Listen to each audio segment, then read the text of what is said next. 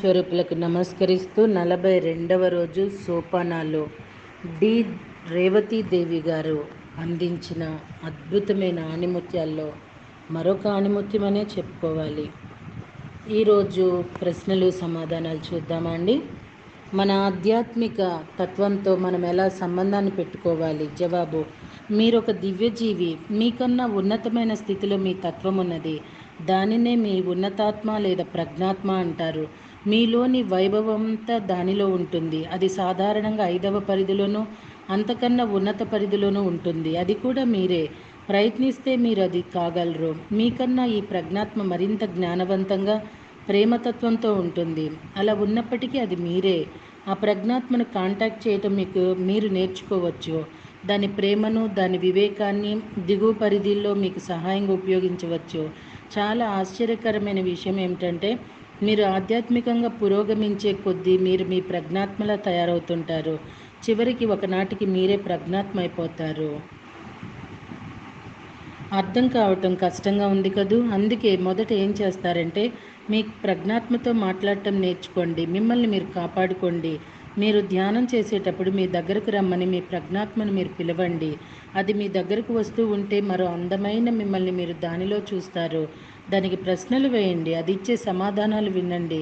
మీ ప్రజ్ఞాత్మ శక్తిని మీలో ఫీల్ అవ్వండి. అది మీకు బలాన్ని, వివేకాన్ని ఇస్తున్నట్లు ఫీల్ అవ్వండి. మీరే ప్రజ్ఞాత్మ అయిపోండి. మరొక ప్రశ్న: నేను బోధక మార్గదర్శకాలను కానీ మాస్టర్ని కానీ సహాయానికి పిలవాలా? జవాబు: పిలవండి. అలా పిలిస్తే వచ్చి మీకు సలహాలు ఇవ్వటం, సహాయం చేయటం వాళ్ళకి ఎంతో ఇష్టం. వాళ్ళలో చాలామందికి నిర్దిష్టమైన పనులున్నాయి. ఉదాహరణకి శాండెల్ ఫోన్ అనే ఆర్కేంజల్ సంగీతానికి సంబంధించిన పని చేస్తుంటాడు. సంగీతాన్ని రచించడానికి తగిన ప్రేరణ కావాలంటే అతన్ని పిలవండి. ఆర్కిమెడిస్ ఆర్థిక విషయాలు, డబ్బు విషయాలతో పనిచేస్తుంటాడు. సెరాఫిస్ బే భూ ఎనర్జీతో పనిచేస్తుంటాడు. మదర్ మేరీ, ఐసిస్ ఇద్దరు ప్రేమ, సానుభూతి ఎనర్జీలతో పనిచేస్తుంటారు. మైకేల్ రక్షణకు సంబంధించి పనిచేస్తుంటాడు.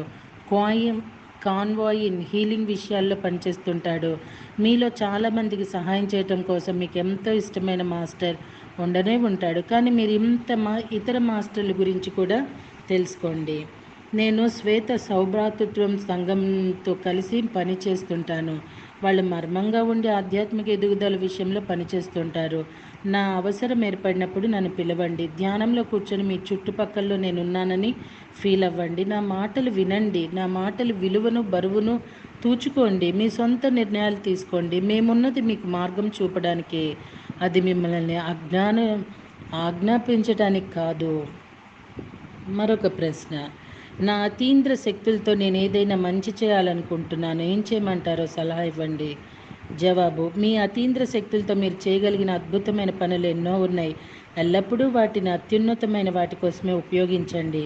మీ వ్యక్తిగత శక్తిని చూపించుకోవడానికో లేక చెడు చేయడానికి ఉపయోగించండి. అలా మీరు దురుపయోగం చేసినట్లయితే మీరు చేసుకునే ఆ కర్మను తీర్చుకోవాల్సి ఉంటుంది. మీ ఆధ్యాత్మిక ఎదుగుదల ఆగిపోతుంది. మీరు మనుషులకు హీల్ చేయటం నేర్చుకోవచ్చు. జంతువులకు హీల్ చేయటం నేర్చుకోవచ్చు. భూగ్రహానికి హీల్ చేయటం నేర్చుకోవచ్చు. భూమి మీద ఏ స్థలాల్లో నెగిటివ్ ఎనర్జీ ఉందో వాటిని శుభ్రం చేయటం నేర్చుకోవచ్చు. దానివల్ల భూమి మీద ప్రశాంతత పెరుగుతుంది. ఆధ్యాత్మిక ఎదుగుదల ఉంటుంది. మీరు మాస్టర్ని, ఉన్నత తలాల జీవుల్ని కాంటాక్ట్ చేయటం నేర్చుకోవచ్చు. మీ ఛానలింగ్ను వ్రాయవచ్చు. వాటి నుంచి ఇతరులు వివేకాన్ని నేర్చుకుంటారు. అత్యున్నతమైన దానికోసం ప్రపంచంలోని ఇతరులకు ఓకే మాస్టర్స్, సహాయం చేయటం కోసం మీరు అభివ్యక్తం చేయటం, సంఘటనలు జరిగేలా చేయటం నేర్చుకోవచ్చు. దీనినే మనం సంకల్ప సిద్ధి అంటాము. మీ భూమి మీద ప్రశాంతత, సౌభాతృత్వం పెంచే విధంగా మీరు ఆస్ట్రల్ ట్రావెల్, అతీంద్ర శక్తులు, టెలిపతి లాంటి వాటిని ఉపయోగించడం నేర్చుకోవచ్చు. కొందరు తమ కైనెటిక్ ఎనర్జీ అంటే ఎదుటి వస్తువులో చలనాన్ని కలిగించగలిగే తమ శక్తిని మంచి కోసం ఉపయోగించడం నేర్చుకోవచ్చు.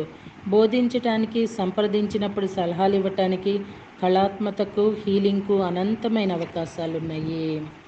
ఓకే మాస్టర్స్, మళ్ళీ రేపటి రోజున మరిన్ని ప్రశ్నలు జవాబులతో మీ ముందుకు వస్తున్నాను. స్వీకరిస్తున్నారు కదూ. Thank you very much.